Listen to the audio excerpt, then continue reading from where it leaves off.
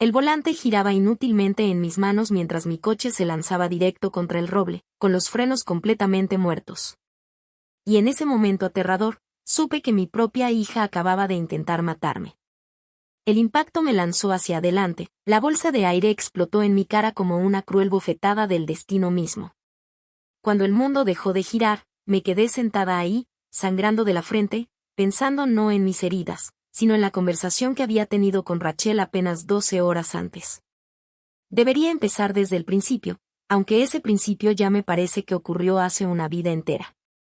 Mi nombre es Margaret Sullivan, pero todos me dicen Maggie, y a mis 67 años pensé que ya había visto toda clase de traiciones que la vida pudiera dar. Me equivoqué. Todo comenzó hace 3 semanas, cuando mi esposo Robert falleció después de 43 años de matrimonio. Cáncer de pulmón, rápido y despiadado, del tipo que se lleva a un buen hombre antes de que esté listo para irse. Robert había sido banquero de inversiones, callado y meticuloso con el dinero, del tipo que leía reportes financieros como si fueran cuentos para dormir. Yo sabía que le había ido bien, pero nunca puse mucha atención a los números exactos. Ese siempre fue su terreno, no el mío. Al día siguiente del funeral, Rachel llegó a mi casa con su esposo, Brad, y su hijo de 16 años, Tyler. Yo todavía traía puesto el vestido negro, todavía sentía el vacío del duelo, cuando ella entró a mi cocina como si fuera dueña del lugar. «Mamá, tenemos que hablar del testamento de papá», dijo, sin molestarse siquiera en darme el pésame ni preguntar cómo me sentía. «Rachel, hija, no puede esperar. Tu padre apenas lleva 72 horas de haberse ido». Llamó el abogado, interrumpió Brad, con la voz aguda de emoción. «Hay más dinero del que pensábamos. Mucho más». Me quedé mirándolos. A estas dos personas que yo había criado y recibido en mi familia, y sentí que algo helado se me asentaba en el estómago. «¿De qué están hablando?», pregunté. Rachel sacó un sobremanila grueso. «Papá valía $30 millones. Mamá, 30 millones. Y según esto, todo es para ti». El número me golpeó como un puñetazo físico. 30 millones. Robert y yo habíamos vivido cómodos, sí, pero jamás tuve idea de que fuéramos tan ricos. Él siempre había sido modesto con el dinero, el mismo carro por 10 años, recortando cupones, insistiendo en que no necesitábamos una casa más grande. «Eso es imposible», susurré. «No es imposible, solo es injusto», saltó Rachel, con veneno en la voz. «Tienes 67 años, mamá. ¿Qué vas a hacer con 30 millones? ¿Comprar un yate? ¿Irte de crucero por el mundo?». Mientras tanto, Brad y yo estamos ahogados en deudas. Tyler necesita dinero para la universidad y estamos a punto de perder la casa. Volteé a ver a mi nieto, que no levantaba la mirada de su celular, evitando cualquier contacto visual. Estaba claro que esta conversación ya estaba planeada, ensayada, y que él no quería ser parte de ella. «Rachel», dije despacio, «me acabo de enterar de este dinero hace 5 minutos. ¿Podemos, por favor, hablar de esto con calma?». «No hay nada que hablar», intervino Brad, inclinándose hacia adelante con esa postura agresiva que usaba cuando quería algo. «Tú no necesitas 30 millones. Nadie de tu edad necesita esa cantidad. Lo responsable sería repartirlo ahora, para que todos podamos beneficiarnos». «Lo responsable», repetí lentamente, saboreando la manipulación escondida en esas palabras. «¿Y exactamente qué estás sugiriendo?». Rachel se inclinó sobre la mesa y tomó mi mano. Sus dedos estaban fríos y sudorosos. «Transfiérenos la herencia. Nos encargaremos de todo, mamá. Nunca tendrás que preocuparte por dinero, ni por inversiones, ni por esas cosas complicadas. Te aseguraremos comodidad por el resto de tu vida». El resto de mi vida. Era como si ya estuviera muriéndome, como si ya no importara, como si fuera solo una carga que había que administrar en lugar de una persona con sus propios deseos y sueños. «Necesito tiempo para pensar en esto», dije con firmeza. La máscara de Rachel se resbaló por un instante, y alcancé a ver algo feo brillar en su rostro. «¿Tiempo para pensar, mamá? Esto es familia. Esto. No te estamos pidiendo que pienses. Te estamos pidiendo que hagas lo correcto. Pero lo que Rachel no sabía era que 36 horas después estaría sentada en un coche destrozado, preguntándome si hacer lo correcto iba a costarme la vida. A la mañana siguiente de la visita de Rachel, me senté en la oficina de mi abogado, intentando procesar la realidad de la fortuna de Robert. Harold Brennan había sido nuestro abogado por 20 años. Un hombre de voz suave y mirada bondadosa, que se encargó de nuestros testamentos, la compra de casas y todos esos asuntos legales cotidianos de un matrimonio largo. Tu esposo fue muy específico con sus intenciones, Maggie, me dijo Harold, deslizando una copia del testamento sobre su escritorio. Todo es para ti, con instrucciones claras de que uses el dinero como mejor te parezca. No quería que nadie más tomara decisiones sobre tu futuro financiero. Pasé el dedo por la firma de Robert, recordando lo cuidadoso que siempre era al firmar documentos importantes. Harold, yo no tenía idea de que tuviéramos tanto dinero. Robert era un inversionista excepcional. Además heredó una suma considerable del negocio inmobiliario de su padre, dinero que invirtió con sabiduría durante décadas. La mayor parte vino de una empresa de software en la que compró acciones en los 80. Nadie esperaba que se convirtiera en lo que llegó a ser, Microsoft. Tu esposo tuvo acciones de Microsoft en silencio durante 40 años. ¿Rachel sabía de esto?, pregunté. La expresión de Harold se ensombreció ligeramente. Ha llamado a mi oficina 6 veces en la última semana, exigiendo detalles sobre la herencia. Le he repetido varias veces que solo puedo hablar de esto contigo, pero ha sido bastante insistente, dijo Harold. Insistente. Esa era una forma educada de decirlo. Rachel siempre había sido determinada, incluso de niña. Pero en algún punto, esa determinación se había torcido en algo más exigente, más lleno de derecho. Quiere que le transfiera el dinero a ella y a Brad, confesé. Esa es una decisión que solo tú puedes tomar, Maggie, respondió Harold, pero me siento obligado a mencionarte que tu esposo incluyó específicamente una cláusula en el testamento. Pasó a la segunda página. Si decides regalar más de la mitad de la herencia en el primer año, el resto irá a la Sociedad Americana contra el Cáncer. Robert fue muy claro con esto. Quiso asegurarse de que conservaras lo suficiente para vivir cómodamente, sin importar la presión familiar. Presión familiar. Robert lo había sabido. De alguna manera había anticipado exactamente lo que pasaría después de su muerte. Manejé de regreso a casa lentamente, pensando en el hombre con el que había estado casada 4 décadas. Robert nunca fue dramático ni confrontativo, pero siempre fue observador. Vio cómo el matrimonio de Rachel se deterioraba con los años, cómo los fracasos de los negocios de Brad se acumulaban, cómo nos miraban a nosotros, a nuestra casa, a nuestros coches, a nuestro estilo de vida. Con creciente resentimiento. Me había protegido incluso después de morir. El teléfono sonaba cuando crucé la puerta de entrada. Rachel, por supuesto. Mamá, Brad y yo hemos estado hablando toda la noche. Ya tenemos un plan que funciona para todos. Rachel, ni siquiera he tenido tiempo de procesar. Tomaremos 25 millones, interrumpió, como si no hubiera dicho nada. Eso te deja 5 millones, que es más que suficiente para tus necesidades. Puedes quedarte en la casa, conservar tu coche, vivir exactamente como siempre, y nosotros nos encargamos de todas las inversiones para que no tengas que preocuparte por manejar tanto dinero. 5 millones. Me estaba ofreciendo dejarme una sexta parte de mi propia herencia, como si fuera un acto de generosidad. ¿Y si digo que no?, pregunté. El silencio se extendió demasiado. ¿Por qué dirías que no, mamá? Somos familia. La familia cuida de la familia. Tu padre trabajó toda su vida para construir este patrimonio, Rachel. Me lo dejó a mí porque confiaba en que tomaría buenas decisiones con él. Papá tampoco esperaba morirse a los 69, replicó de inmediato. Si hubiera vivido otros 20 años, no quedaría nada de todos modos. Lo habrías gastado en cuentas médicas, asilos y todas esas cosas caras que vienen con envejecer. Envejecer, como si hacerse viejo fuera una falla moral. Como si fuera algo egoísta que yo hacía solo para incomodarla. No te voy a dar 25 millones de dólares. Entonces 10 millones, mamá. Rachel bajó la voz, como si estuviera negociando algo razonable. Sé sensata. El negocio de Brad está quebrando, vamos atrasados con la hipoteca. Tyler necesita dinero para la universidad. Nos estamos ahogando mientras tú estás sentada sobre más dinero del que podrías gastar en 3 vidas.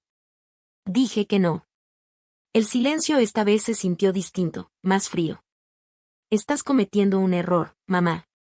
Un error muy grande. La familia es todo lo que te queda ahora que papá ya no está. Quizás quieras pensar en lo que les pasa a las mujeres mayores que se aíslan de la gente que las quiere.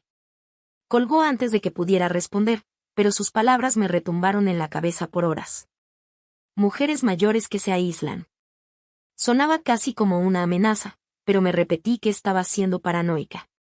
Era mi hija, no una extraña. Rachel estaba enojada y desesperada, pero ¿realmente sería capaz de hacerme daño?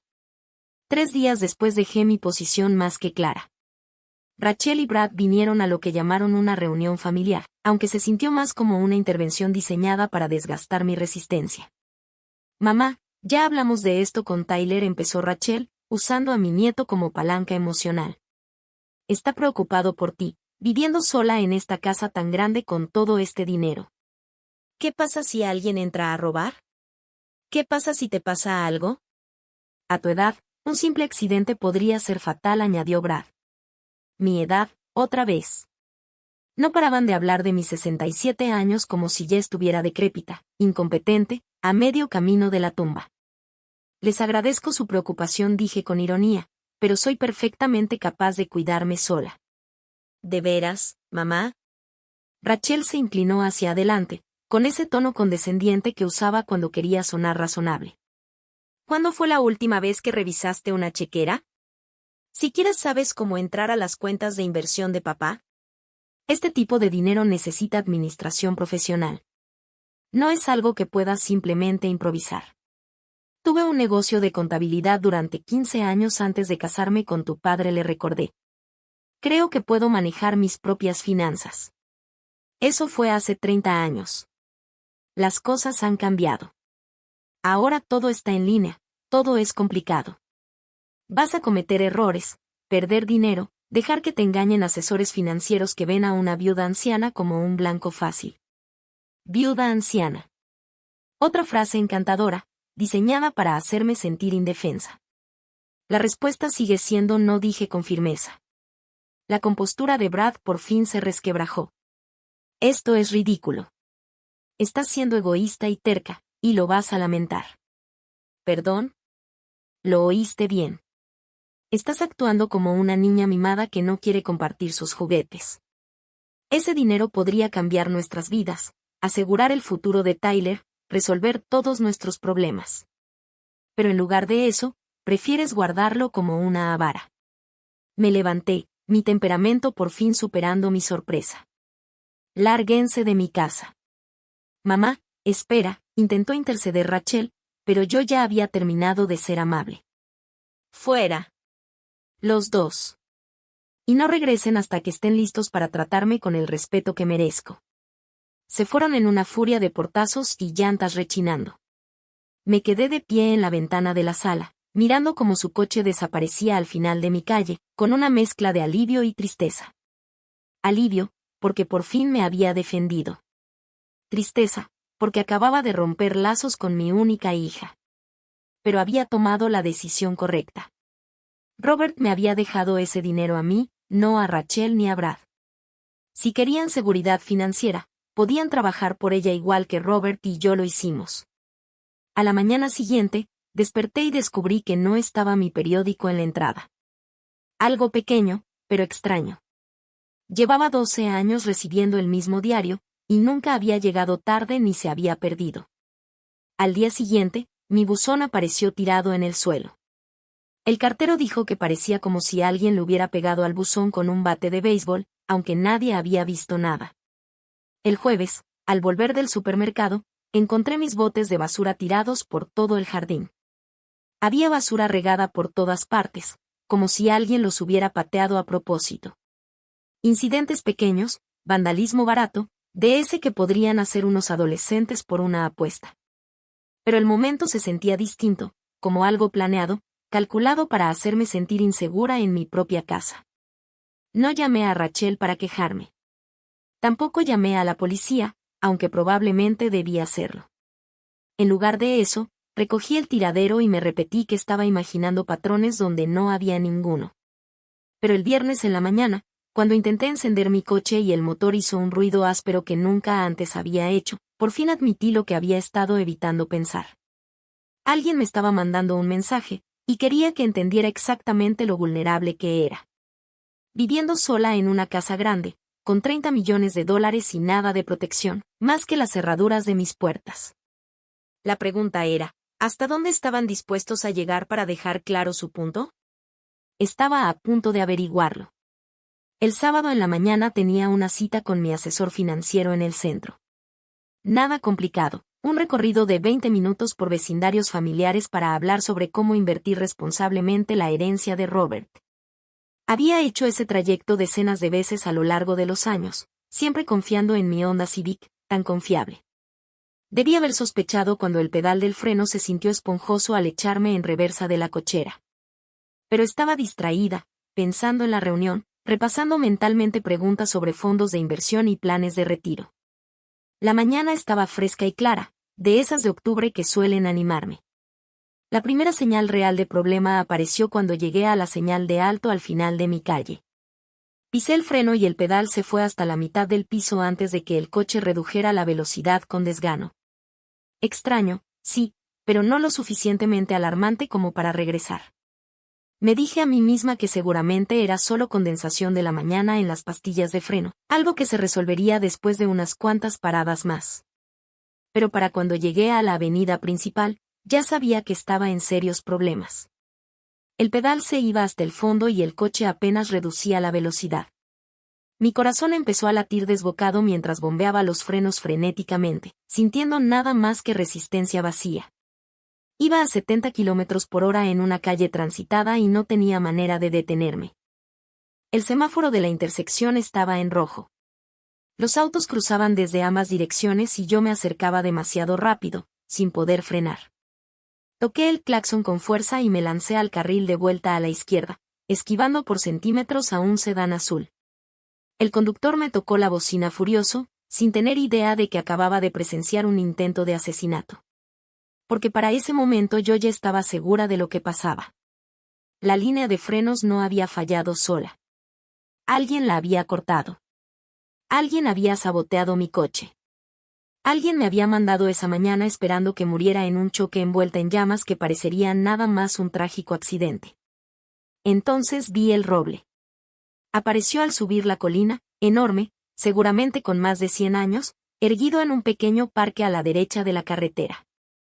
En ese instante tuve que decidir, intentar tomar la curva y arriesgarme a chocar contra otros autos, o dirigir el coche hacia el árbol y esperar que el impacto no me matara. Elegí el árbol. El volante giraba inútilmente en mis manos mientras el coche se lanzaba directo al roble, con los frenos completamente muertos. Y en ese momento aterrador, supe que mi propia hija acababa de intentar matarme. El impacto fue brutal.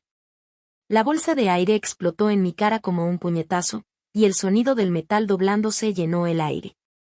El cinturón me cortó el pecho mientras el coche se plegaba contra el viejo tronco. Por un momento, todo se volvió blanco y silencioso. Cuando mi visión se aclaró, estaba recargada hacia adelante contra la bolsa de aire desinflada, con un hilo de sangre escurriendo de un corte en la frente. Me dolía el pecho, me temblaban las manos, pero seguía viva. Milagrosamente, increíblemente viva. La gente corría hacia el coche, gritándome preguntas, llamando al 911. Un joven de mirada bondadosa forzó la puerta del lado del conductor y se arrodilló a mi lado. Señora, no se mueva. La ambulancia ya viene. Va a estar bien. Pero mientras esperaba la ayuda, una idea no dejaba de dar vueltas en mi mente. Esto no había sido un accidente. Alguien había intentado matarme por $30 millones, y había fallado. Lo que significaba que probablemente lo intentarían de nuevo. Y yo tenía una muy buena idea de quién era ese alguien. Los paramédicos llegaron en minutos, revisando mi pulso, alumbrándome los ojos, haciendo las preguntas de rutina sobre dolor y mareos. Contesté con honestidad. Estaba herida, pero no de gravedad. Sacudida, pero coherente. Tuvo muchísima suerte, dijo el paramédico principal mientras me subían a la ambulancia. Los coches casi nunca sobreviven impactos así. Ese árbol seguramente le salvó la vida al detenerla antes de que chocara contra algo peor. ¿Suerte? Si tan solo supiera lo desafortunada que en realidad había sido. En el hospital, mientras los doctores me cosían la frente y me sacaban radiografías de las costillas, tuve tiempo de pensar. Alguien había saboteado mi coche contando con que yo muriera en ese choque. Si hubiera muerto, Rachel habría heredado todo. No habría habido tiempo de que entrara en vigor la cláusula de 1 año en el testamento de Robert. Pero yo estaba viva, y ahora sabía exactamente de qué era capaz mi amorosa hija. La pregunta era, ¿qué iba a hacer al respecto? Me dieron de alta esa misma noche con una conmoción, 3 heridas suturadas y las costillas golpeadas que me dolerían durante semanas. Rachel apareció justo cuando me estaban dando de alta, interpretando el papel de la hija preocupada con una dedicación digna de un Oscar. «Ay, mamá, gracias a Dios que estás bien», dijo, corriendo a abrazarme. Cuando me llamó el hospital me aterré. Llegué tan rápido como pude. ¿El hospital la llamó? Interesante. En todos mis formularios médicos aparecía como soltera. La muerte de Robert había cambiado ese estatus, lo que significaba que Rachel ya no era mi contacto de emergencia. Y, sin embargo, de alguna manera había sido notificada a las pocas horas de mi accidente. ¿Cómo supiste que estaba aquí?, pregunté con cautela. Tyler lo vio en redes sociales, respondió sin titubear. Alguien subió un video de tu coche estrellado contra ese árbol. Estábamos muertos de preocupación. ¿Un video? Por supuesto.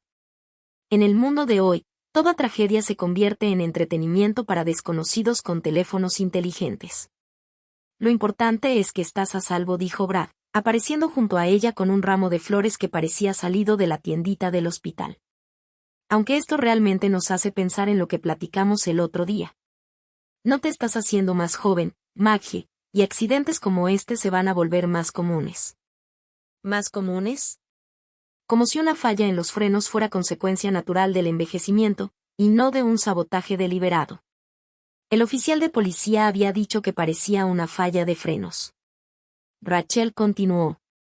Probablemente solo desgaste normal en un coche viejo. Estas cosas pasan. Pero yo había llevado mi auto al servicio hacía apenas 2 meses. El mecánico había revisado los frenos en específico y los había declarado en perfecto estado.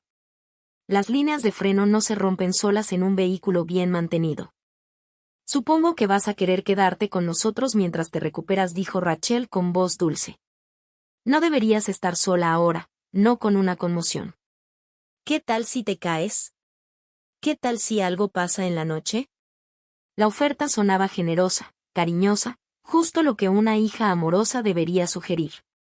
Pero lo único en lo que podía pensar era en lo conveniente que sería para ellos tenerme bajo su techo, vulnerable y aislada de cualquiera que pudiera hacer preguntas incómodas. Gracias, pero estaré bien en mi casa, dije con firmeza. Mamá, sé razonable. Apenas puedes caminar sin hacer gestos de dolor. Necesitas que alguien te cuide. Dije que estaré bien. La máscara de Rachel se resbaló apenas un poco, lo suficiente para dejarme ver la frustración debajo. Había orquestado todo, la falla en los frenos, el accidente casi fatal, la estancia en el hospital, todo para colocarse como mi salvadora, la hija devota que cuidaba a su madre indefensa. Mi negativa estaba arruinando su guión. Bueno, por lo menos déjanos llevarte a casa, dijo Brad. Tu coche quedó destrozado y no estás en condiciones de pedir un taxi. Acepté el aventón porque no tenía muchas opciones. Pero me senté en el asiento trasero estudiando sus rostros en el retrovisor, buscando señales, pistas de culpa o nerviosismo. Rachel hablaba nerviosa sobre terapia física y servicios de asistencia en casa. Brad me lanzaba miradas rápidas desde el espejo, con una expresión imposible de descifrar. Al llegar a mi casa, insistieron en entrar, revisar las cerraduras, asegurarse de que tuviera todo lo necesario. Su preocupación se sentía sofocante, fingida, como actores exagerando sus papeles. Prométeme que vas a llamar si necesitas algo, dijo Rachel finalmente, preparándose para irse. Lo que sea, mamá. Estamos aquí para ti. Cuando se marcharon, me quedé sentada en la sala con las luces apagadas, pensando que alguien había intentado matarme hoy, y que ese alguien era, casi con certeza, mi propia hija. Esa certeza debería haberme destruido, debería haberme lanzado a una espiral de dolor y negación. En lugar de eso, sentí algo que no esperaba. Claridad.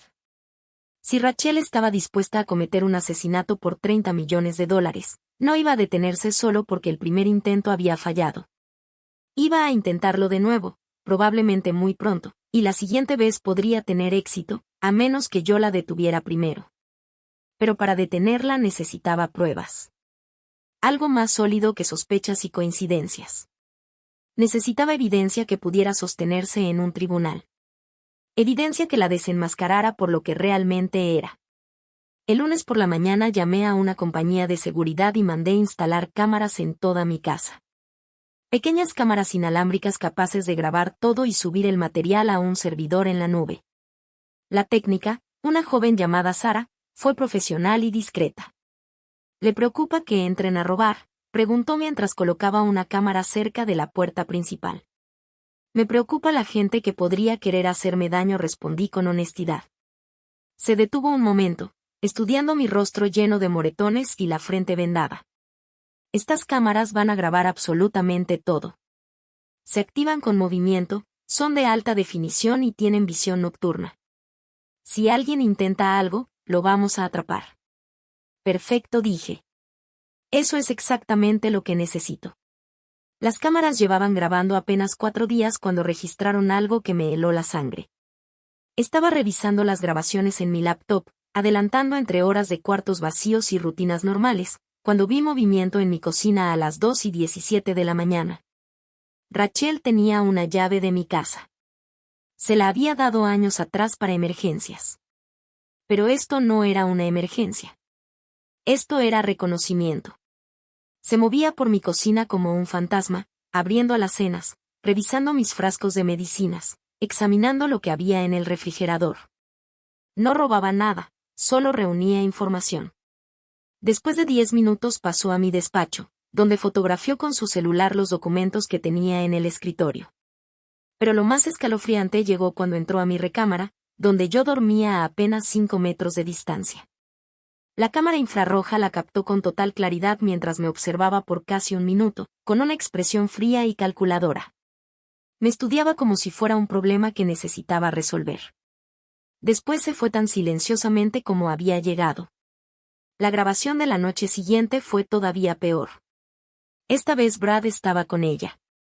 Venían preparados con guantes de látex y pequeñas herramientas, y pasaron 1 hora registrando mi casa de manera meticulosa. Encontraron mi escondite de efectivo en el cajón del buró. Fotografiaron mi tarjeta del Seguro Social y mi acta de nacimiento. Incluso tomaron fotos de mis frascos de medicinas, seguramente investigando qué pasaría si de pronto tomaba una sobredosis. Pero lo que escuché por el micrófono de la cámara fue lo que me convenció de que estaba tratando con personas que ya habían cruzado un límite del que no había regreso. Lo de los frenos no funcionó, susurró Brad mientras revisaban mi escritorio. Es más dura de lo que pensábamos. O más suertuda, respondió Rachel. Pero la suerte se acaba, sobre todo para las viejas que viven solas. ¿Cuál es el plan B? Rachel levantó uno de mis frascos de medicinas. Era el que contenía el medicamento para la presión arterial que debía tomar todos los días. Un infarto. Totalmente creíble a su edad, sobre todo después de un accidente traumático. Un poco de potasio extra en su sistema y parecerá causa natural. ¿Cuánto potasio? Lo suficiente para detenerle el corazón, pero no tanto como para que salga en una autopsia básica. He estado investigando en Internet. La clave es que parezca que se confundió con las dosis. Que tomó demasiadas pastillas por accidente o mezcló medicamentos que no debía combinar. Mis manos temblaban mientras veía a mi propia hija planear mi asesinato con la eficiencia casual de quien hace una lista de mandado. Esto no era un momento de desesperación ni de enojo. Esto era algo premeditado, calculado, planeado en sangre fría. ¿Cuándo?, preguntó Brad. Pronto. mientras más esperemos, más sospechoso se vuelve. Y no me gusta cómo he estado actuando últimamente. Demasiado alerta, demasiado independiente. Es como si sospechara algo. Pasaron otros 20 minutos en mi casa, tomando fotos de mis papeles, memorizando mis rutinas, planeando mi muerte. Cuando por fin se fueron, me quedé sentada en la oscuridad durante horas, tratando de asimilar lo que acababa de presenciar. Mi hija quería matarme. No en un arranque de ira, no en defensa propia, ni siquiera por desesperación. Quería asesinarme de manera metódica y deliberada, por dinero. Pero yo tenía algo de lo que ella no sabía nada: pruebas. Horas de grabaciones en alta definición donde se le veía entrando a mi casa, hablando de métodos para matarme, planeando envenenarme con mis propias medicinas. Era suficiente para mandarla a prisión por muchísimos años. La pregunta ahora era cuándo y cómo soltar la trampa. Porque en algo Rachel tenía razón, el tiempo se me estaba acabando.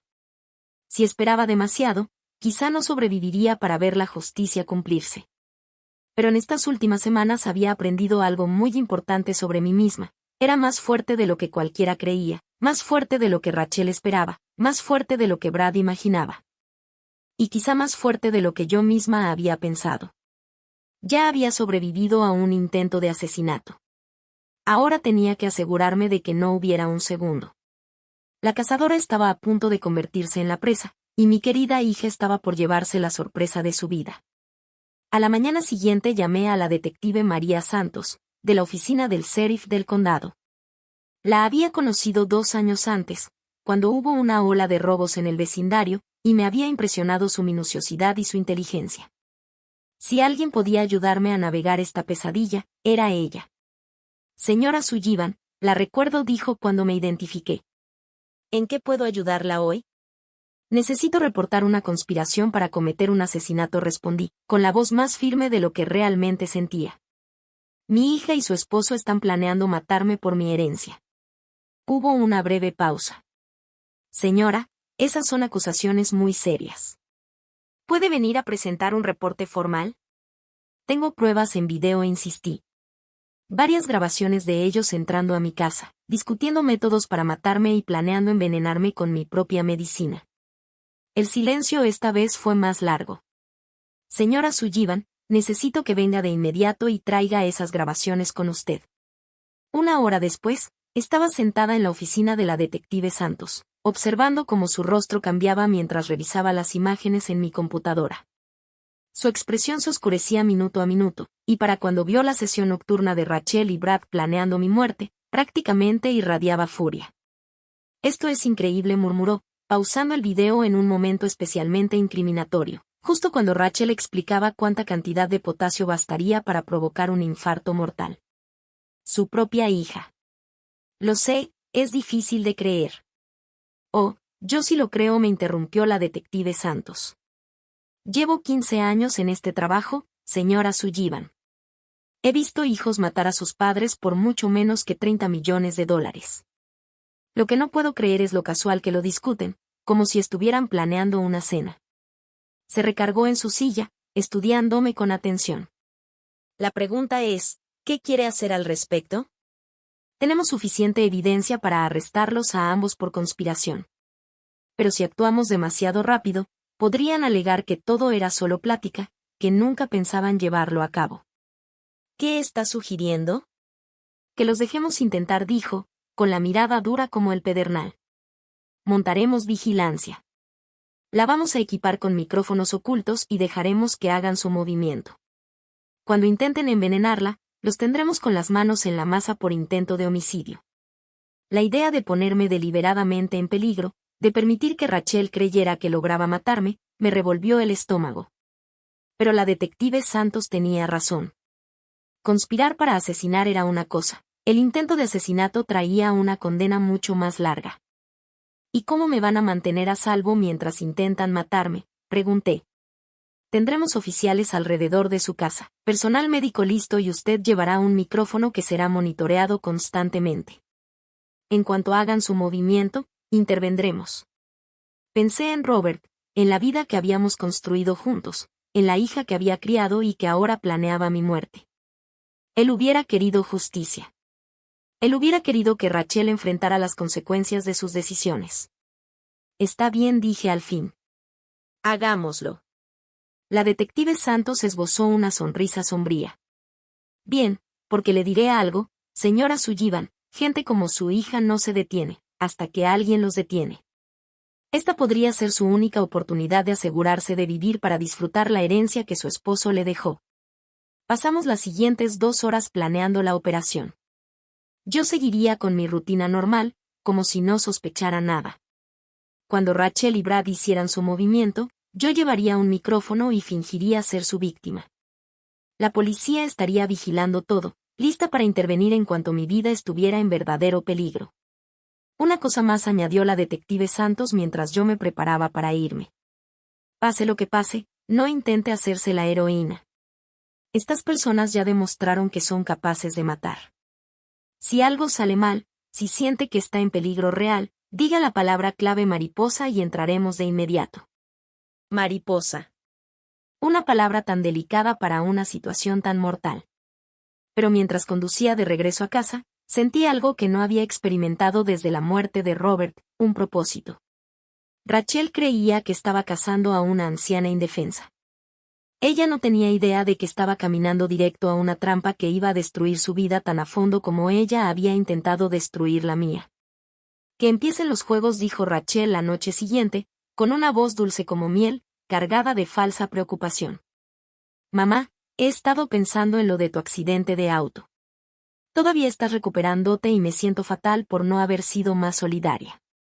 Qué detalle tan lindo de tu parte, hija, respondí, actuando mi papel a la perfección, mientras el diminuto micrófono pegado a mi pecho grababa cada palabra. ¿Por qué no voy mañana y te preparo la cena? Como cuando era niña, ¿te acuerdas?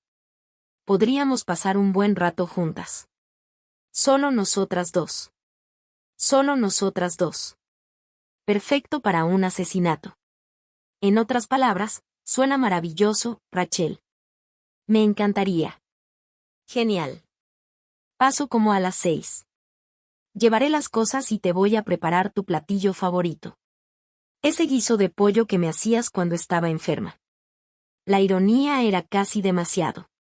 Planeaba envenenarme con una comida que representaba cuidado y consuelo materno. Si no hubiera tenido el micrófono grabando para la policía, tal vez me habría reído del retorcido simbolismo.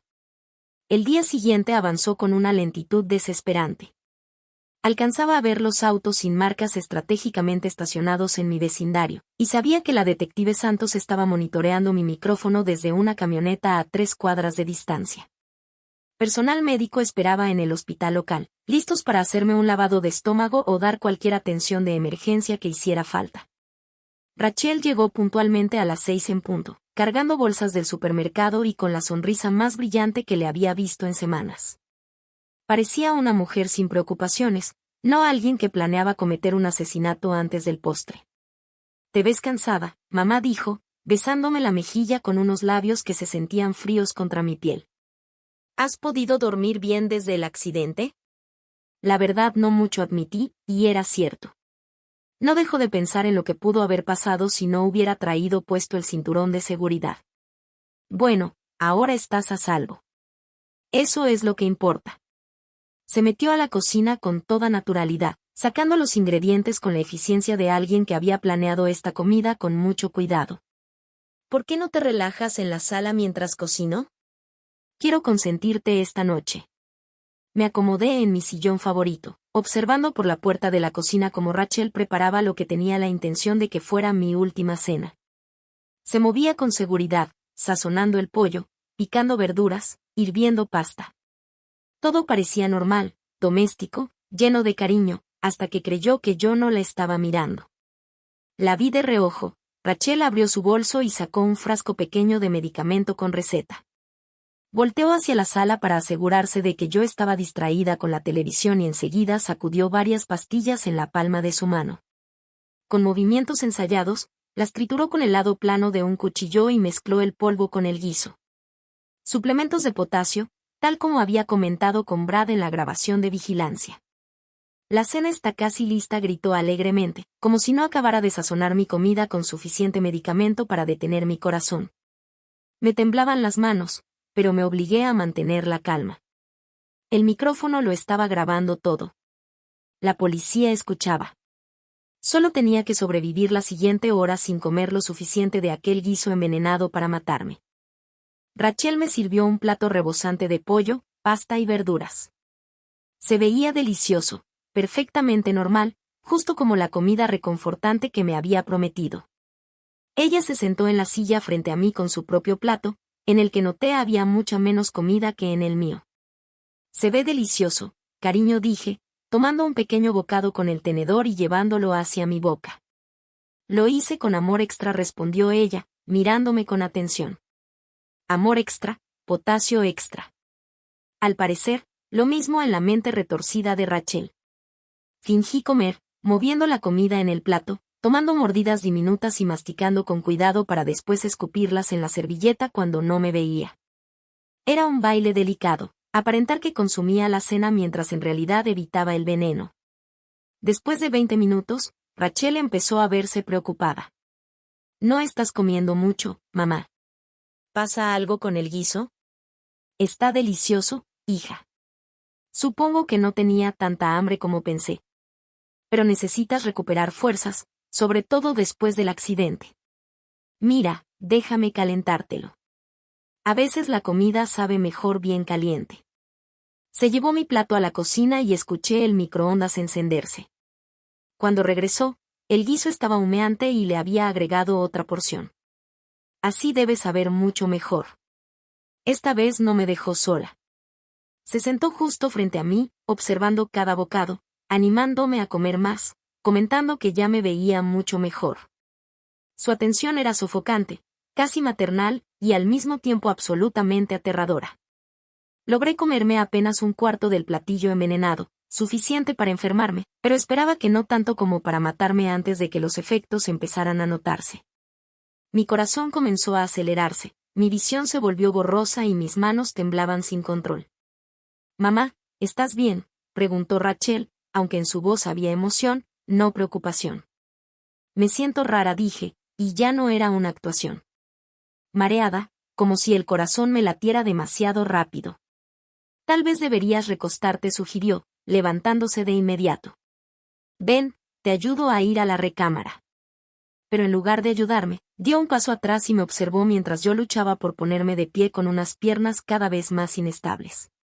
Me miraba como una científica analizando a una rata de laboratorio, tomando notas mentales sobre la progresión de los síntomas. Fue entonces cuando entendí que ella no pensaba llamar al 911. Planeaba quedarse ahí, viéndome morir, seguramente dándome falsas palabras de consuelo mientras en secreto celebraba su victoria. Mi hija era un monstruo, y estaba a punto de recibir exactamente lo que merecía. «Mariposa», susurré, lo bastante fuerte para que el micrófono oculto captara la palabra. Apenas salió de mis labios cuando todo ocurrió de golpe. La puerta de la entrada explotó hacia adentro mientras varios policías irrumpían en la casa, armas desenfundadas, gritando órdenes. El detective Santos entró por la cocina, seguido de paramédicos que enseguida me rodearon con su equipo de emergencia. El rostro de Rachel recorrió todo un abanico de emociones en 3 segundos: confusión, pánico, comprensión y al final, pura rabia. «¿Qué es esto?», gritó, pegándose contra la pared mientras los oficiales se acercaban a someterla. «¿Qué está pasando? ¿Y mamá, qué hiciste?» «Señora, queda arrestada por intento de homicidio», dijo el detective Santos, mostrando las esposas. «Tiene derecho a guardar silencio». «Que esto es una locura». «Yo estaba cuidando a mi mamá. Está teniendo una emergencia médica». Pero aunque protestaba, los paramédicos ya estaban midiendo mi presión, revisando mi pulso y preparándome para trasladarme al hospital. Mi corazón latía peligrosamente rápido, y mi cuerpo luchaba por procesar la sobredosis de potasio que había ingerido a propósito. «Necesitamos hacerle un lavado de estómago», dijo uno de los paramédicos, «y ponerla en monitoreo cardíaco de inmediato». «No», gritó Rachel, forcejeando contra las esposas. «No entienden. Ella está confundida, paranoica. Desde que papá murió se comporta raro». El detective Santos levantó el celular de Rachel, que estaba reproduciendo la grabación obtenida con mi micrófono oculto. Señora, la tenemos grabada discutiendo métodos de asesinato con su esposo.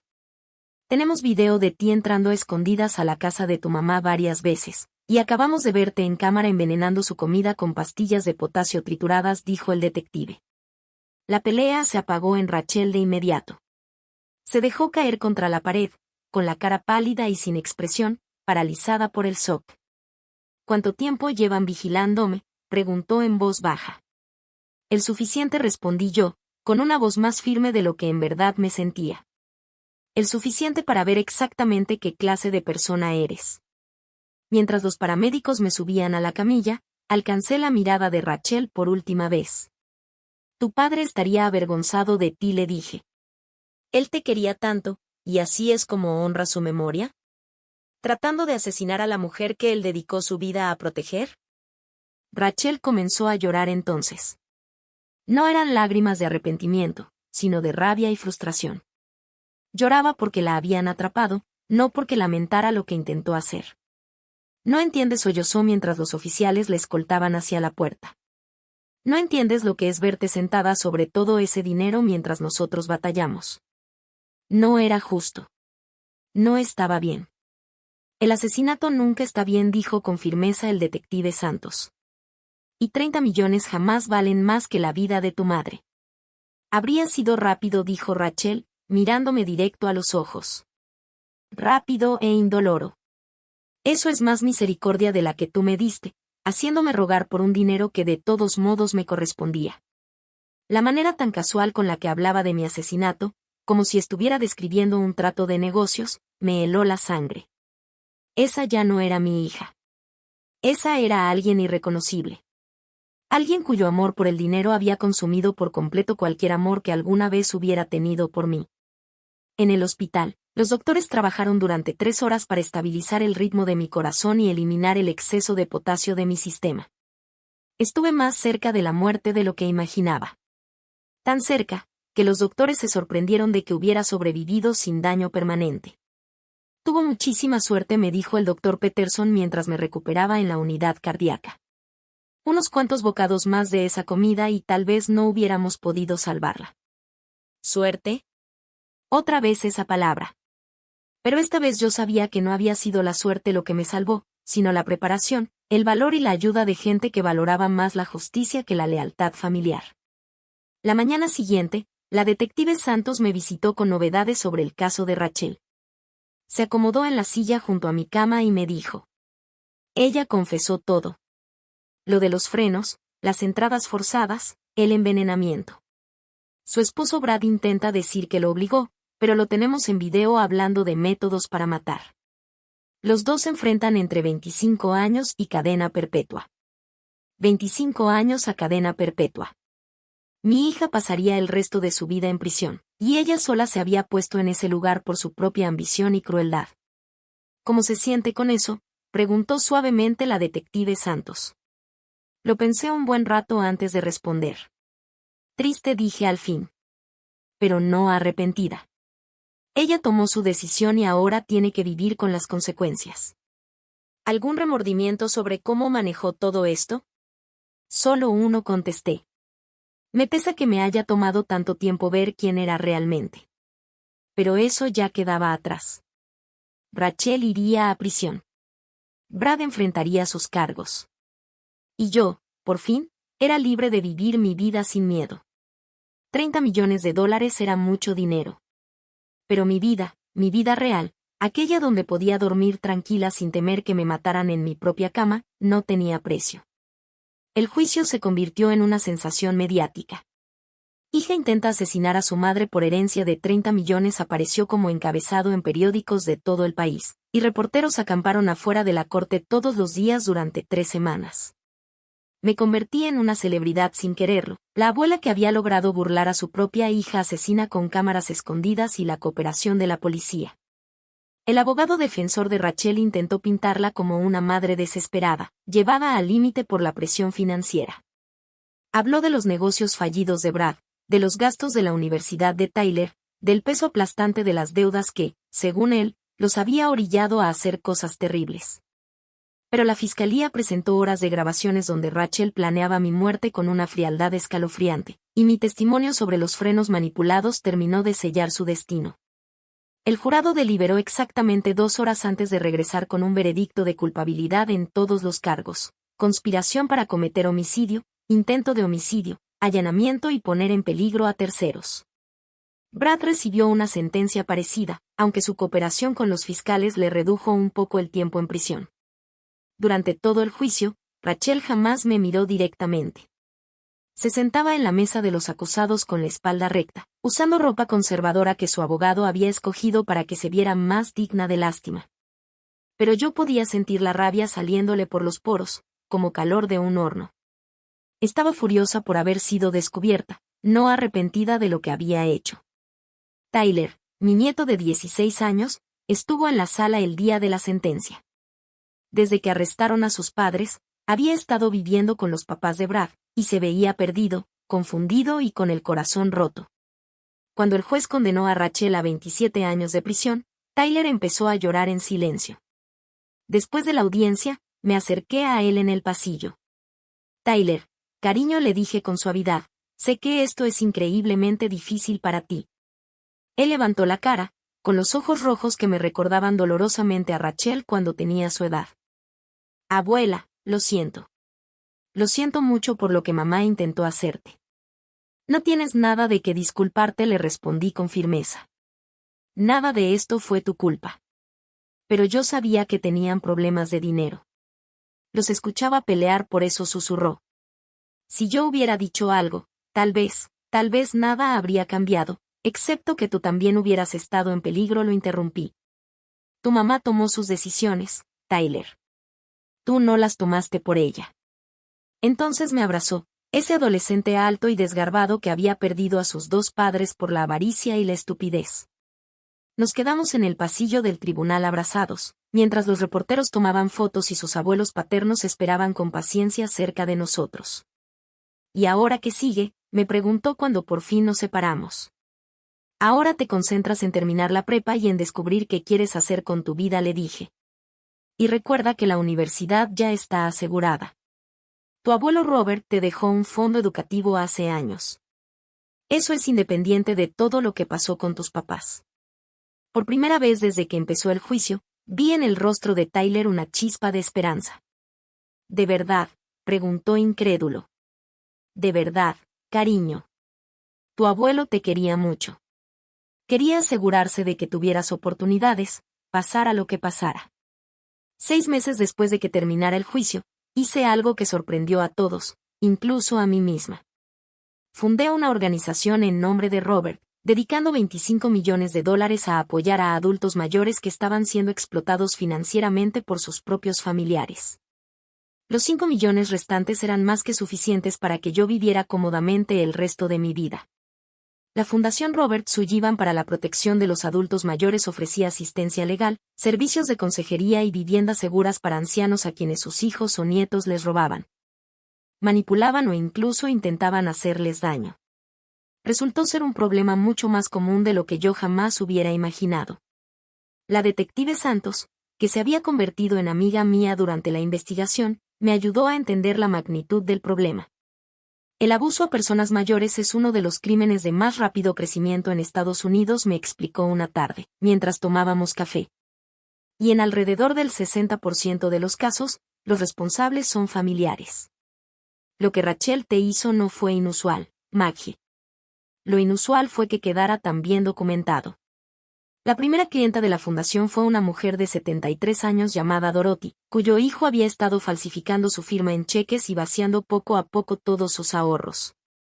Su historia era dolorosamente parecida a la mía, con la diferencia de que Dorothy no tenía cámaras escondidas ni $30 millones para protegerse. Jamás pensé que mi propio hijo me robaría, me confesó en nuestra primera reunión. Yo lo crié, lo amé, confié en él completamente. ¿Cómo pudo hacerme esto? Era la misma pregunta que yo me había hecho sobre Rachel cientos de veces.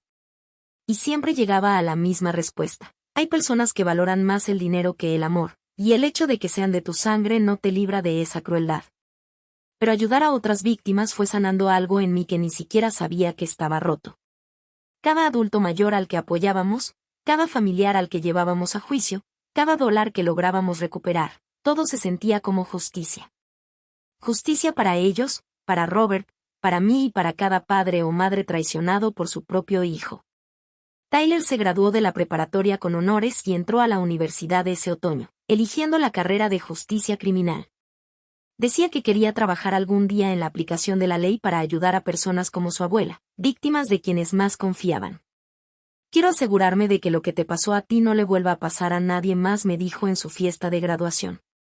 Al verlo, a ese joven inteligente y compasivo que había salido de una situación familiar tan terrible conservando su integridad intacta, sentí algo que no me esperaba. Gratitud. No gratitud por lo que Rachel había hecho, sino por lo que sus acciones habían dejado al descubierto. Me mostraron que era más fuerte de lo que jamás imaginé, que podía sobrevivir a la traición y enfrentar la injusticia. Me llevaron a encontrar un propósito que le dio sentido al legado de Robert y a mi propia vida. Y me demostraron que, a veces, la herencia más valiosa no es el dinero, sino la certeza de que tienes el valor para proteger lo que más importa. 2 años después de la condena de Rachel, recibí una carta suya desde la cárcel. El sobre se quedó sobre mi mesa de la cocina durante 3 días antes de que reuniera el valor para abrirlo. No estaba segura de querer leer a la hija que había intentado asesinarme, pero al final la curiosidad le ganó a la cautela. La carta tenía 5 páginas escritas a mano, con la caligrafía impecable que Rachel había perfeccionado en la escuela católica. Hablaba de su vida en prisión, de su compañera de celda que le estaba enseñando a pintar, de las clases que tomaba para obtener su licenciatura. Durante 4 páginas y media sonaba casi como la hija que recordaba, la de antes de que la avaricia envenenara su corazón. Pero el último párrafo dejó claro que la cárcel no la había cambiado tanto como yo esperaba. Sé que probablemente piensas que soy una persona terrible, escribió. Pero quiero que entiendas que todo lo que hice nació del amor. Amor por mi familia, amor por mi hijo, miedo de perder todo lo que habíamos construido con tanto esfuerzo. Tal vez mis métodos fueron incorrectos, pero mis intenciones vinieron del lugar correcto. Espero que algún día puedas perdonarme y podamos tener algún tipo de relación otra vez. Tyler nos necesita a las 2 en su vida. Amor. Ella seguía llamándole amor. Eso mismo que la había llevado a sabotear mi coche y a envenenar mi comida. Aún después de 2 años en prisión, Rachel no podía reconocer que lo suyo había sido puro egoísmo disfrazado de devoción familiar. Nunca respondí esa carta. En cambio, Tyler se había convertido en la luz de mi vida. Venía a visitarme cada pocas semanas, trayendo ropa sucia y anécdotas de la universidad, dejándome cocinarle y preocuparme por sus calificaciones. Se había convertido en un gran joven, a pesar de todo lo que sus padres lo hicieron vivir. Y yo estaba más orgullosa de él de lo que las palabras podían expresar. Mamá me escribe a veces, me dijo una tarde de domingo mientras trabajábamos juntos en mi jardín. Me sigue pidiendo que la visite. ¿Quieres hacerlo?, pregunté con cuidado. Se quedó callado un buen rato, arrancando hierbas con más fuerza de la necesaria. No sé. Una parte de mí la extraña, ¿sabes? Sigue siendo mi mamá, incluso después de todo. Pero otra parte está enojada porque eligió el dinero en lugar de la familia, en lugar de ti. No tienes que decidir ahora, le dije. Y nunca, si no quieres. Lo que elijas, te voy a apoyar. ¿Qué habría hecho el abuelo Robert?, preguntó Tyler. Me tomé la pregunta en serio. Robert siempre había sido un hombre dispuesto a perdonar, pero también muy práctico para proteger a los que amaba. Creo que habría dicho que perdonar no significa ponerte en peligro, respondí al fin. Puedes perdonar a tu madre sin tener una relación con ella. Puedes desearle lo mejor sin volver a confiar en ella. Tyler asintió, como si aquella respuesta lo dejara en paz. Trabajamos un rato en silencio cómodo, sembrando tomates y chiles en los cajones de cultivo que Robert me había construido antes de su diagnóstico. Abuela, dijo Tyler al cabo de un rato. ¿Qué pasa, cariño? Gracias. ¿Por qué, mi amor? Por luchar. Por no dejar que ella se saliera con la suya. Por enseñarme que ser familia no significa aceptar que te traten mal. Esas palabras significaron para mí más que todo el dinero que había en las cuentas de Robert. La Fundación Robert Sullivan había crecido más de lo que alguna vez imaginé. En 2 años habíamos ayudado a más de 300 adultos mayores, recuperado más de $8 millones en fondos robados y enviado a 47 familiares a prisión por abuso financiero contra personas mayores. Las estadísticas eran impresionantes, pero lo que realmente me mantenía motivada eran las historias individuales. Como la de Margaret Thompson, cuya propia hija la había estado envenenando poco a poco con insulina para provocarle crisis diabéticas que eventualmente la matarían. O la de Frank Rodríguez, cuyo hijo vendía las pertenencias de su padre en eBay mientras le decía que simplemente las había perdido. O la de Ellen Chan, a quien su nieto convenció de firmar la escritura de su casa haciéndole creer que se trataba de un formulario de Medicare. Cada caso me recordaba que lo que hizo Rachel no había sido algo aislado. Era parte de una epidemia más grande, hijos que veían a sus padres ancianos como obstáculos para una herencia, en lugar de seres humanos que merecían amor y respeto. Pero por cada historia de horror, también había una victoria. Cada familiar que llevábamos a juicio, cada dólar que lográbamos recuperar, cada adulto mayor que lográbamos proteger, todo se sentía como una redención. No solo para las víctimas, también para mí. Había comenzado este camino como una viuda destrozada por el dolor y traicionada por su única hija. Lo terminé convertida en una luchadora, una defensora y una protectora de quienes no siempre podían protegerse solos. Hoy, a mis 69 años, me despierto cada mañana con un propósito. Tengo un trabajo que importa, relaciones que me nutren, y la satisfacción de saber que el dinero de Robert se está usando para honrar su memoria de la mejor manera posible. Rachel sigue en prisión, contando los años que le faltan para la libertad condicional. Brad cumple su condena en otra institución, aparentemente gastando su tiempo en escribir cartas a las juntas de libertad, cartas que nadie lee. Su hijo Tyler ha crecido hasta convertirse en un hombre al que casi no conocen, formado más por su ausencia que por su presencia. A veces me pregunto si las cosas pudieron haber sido diferentes. Si yo hubiera aceptado la primera exigencia de Rachel, esos $25 millones, ¿seguiríamos siendo una familia? ¿Habría estado satisfecha? ¿O habría encontrado nuevas formas de manipularme y controlarme?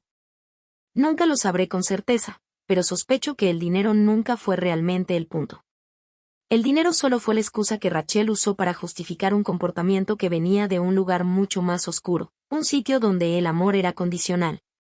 La familia era transaccional y los demás existían únicamente para servir sus necesidades. Mi difunto esposo, Robert, me dejó $30 millones y una hija que intentó matarme por ellos. Al final, me quedé con el dinero y perdí a mi hija. Pero lo que gané fue muchísimo más valioso, la certeza de que era más fuerte de lo que jamás imaginé, más valiente de lo que alguna vez necesité ser, y capaz de proteger no solo a mí misma, sino también a otros que necesitan protección. Si estás viendo esta historia y te reconoces en ella, si algún familiar te presiona porque ve tus bienes como su herencia, quiero que sepas que no estás solo. Existen personas que pueden ayudarte, leyes que pueden protegerte y opciones que quizá no habías considerado. Y si, al escuchar esto, piensas en alguien más, un padre, una madre o un abuelo vulnerable a este tipo de abuso, por favor pon atención. El amor no debería costarte todo lo que posees. Y la familia no debería exigirte sacrificar tu seguridad o tu independencia. Yo aprendí esa lección a la mala, pero la aprendí. Y ahora, todos los días uso ese conocimiento para asegurarme de que otras personas no tengan que aprenderlo del mismo modo en que yo lo hice. La justicia no siempre llega rápido, pero cuando llega, vale la pena esperar. Ahora me da curiosidad sobre ti, que estás viendo mi historia. ¿Qué harías si estuvieras en mi lugar? ¿Has pasado por algo parecido? Cuéntame en los comentarios, me encantaría leerte. Mientras tanto, en la pantalla final te dejo 2 historias más que son de las favoritas del canal, y te aseguro que te van a sorprender. Gracias por quedarte hasta aquí, gracias por escucharme. No olvides suscribirte y, si quieres, comparte tu propia historia en los comentarios. Tu voz importa.